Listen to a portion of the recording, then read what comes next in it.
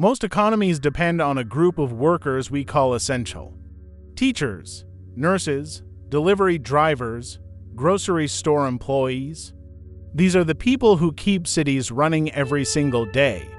Yet many of them are struggling financially more than ever. The strange part is this: the jobs society cannot function without are often the ones that struggle the most to provide financial stability. So the real question is not why these jobs matter.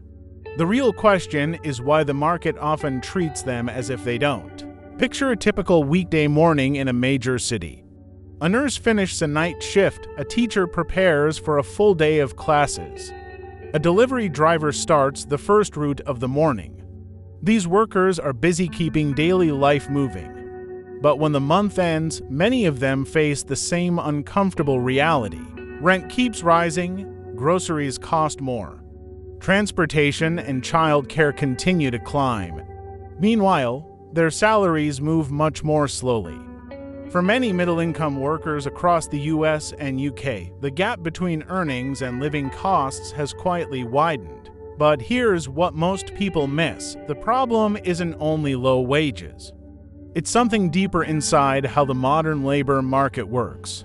Here's the first hidden mechanism. Call it the importance discount. The labor market does not pay people based on how important their job is to society. It pays based on how rare their skills are. In other words, the market rewards scarcity, not necessity.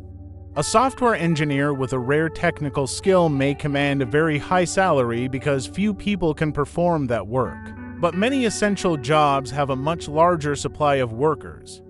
Teaching, retail, caregiving, and logistics often draw from large labor pools.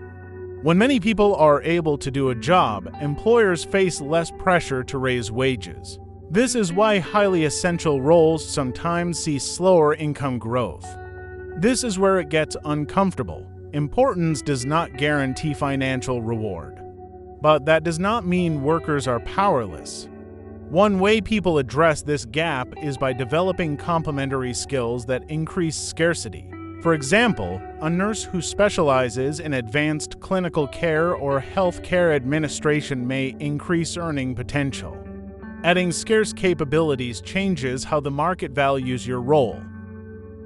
The cost of living squeeze. The second mechanism is something we can call the cost of living squeeze. Even when salaries increase slightly, living costs often rise faster. Housing is one of the biggest drivers. Over the past decade, many cities in the US and UK have seen housing prices rise far faster than wages.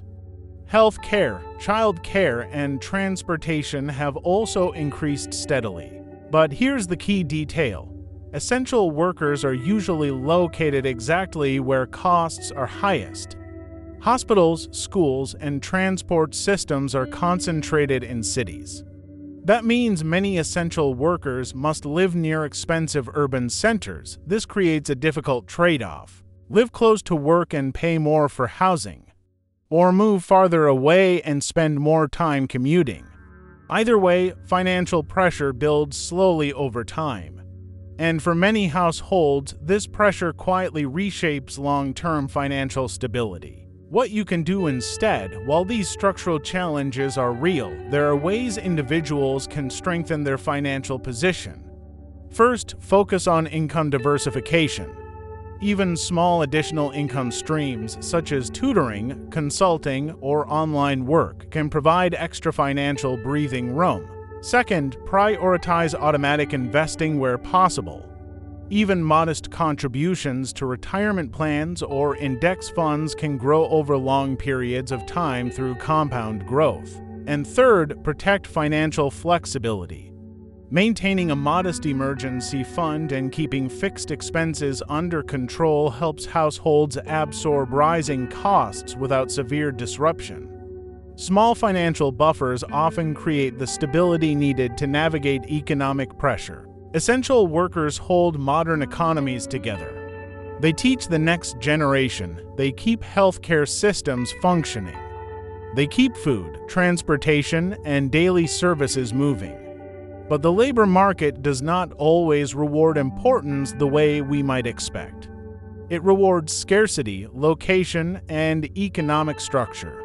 Understanding this helps explain the mystery we started with, why some of the most necessary jobs can feel financially fragile. And once we see the system clearly, we can start making smarter financial decisions within it.